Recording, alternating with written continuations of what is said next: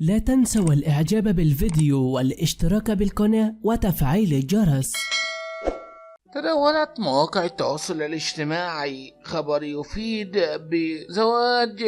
الأمير الحسين من الأميرة آل سلمي بناني، الذي هزت المواقع تفاعلا في الأيام الأخيرة. وتداولت المواقع التواصل الاجتماعي بأن الأمير الحسين بن عبد الله الثاني تزوج من الأميرة آل سلمي بناني، التي انقطع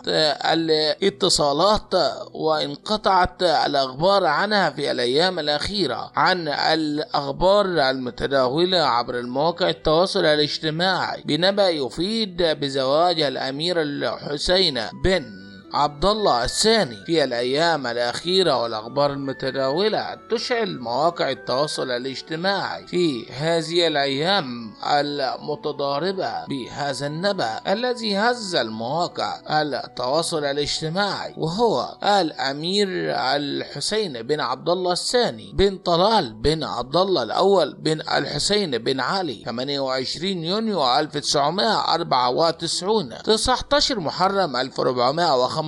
ووالي عهد المملكة الأردنية الهاشمية منذ 2 يوليو من عام 2009، وهو بحسب خط الخلافة على العرش الأردني الوريث الواضح للعرش المملكة الأردنية الهاشمية بعد أبيه الملك عبد الله الثاني بن الحسين، وهو أحد أفراد العائلة الهاشمية الذين يحكمون الأردن منذ عام 1921 منذ بلوغ سن الرشد القانوني عام 2012. وتولى الأمير الحسين مسؤوليات كثيرة في بعض الأحيان بكونه وصيا على عرش المملكة، كما رافق والده الملك عبد الله الثاني في عدد من الزيارات الدولية والمحلية. وفي عام 2015 أي عند بلوغ عام 20 أصبح الأمير الحسين أصغر شخص يرأس جلسة المجلس الأمن الدولي، وظهر ظهورا عالميا عندما لقى خطابا موجها للجمعية العامة للأمم المتحدة في سبتمبر من ذلك العام، تحدثت فيه عن التطرف والإرهاب وكيفية حماية الشباب من الجمعية الإرهابية المتطرفة. الأمير الحسين بن عبد الله وهو الحفيد الثاني والأربعون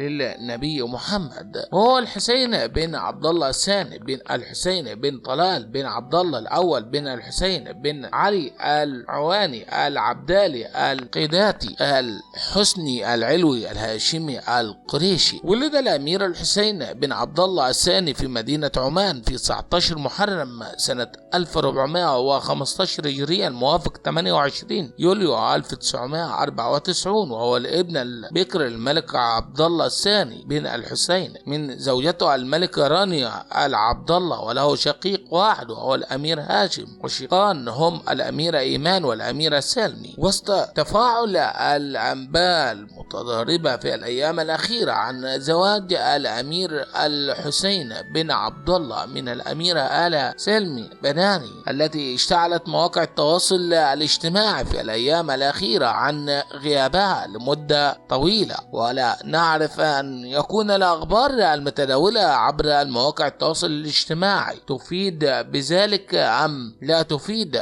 ولا نعرف أن يكون الخبر حقيقة أو أشاعة. احفظ يا رب الأمير الحسين بن عبد الله.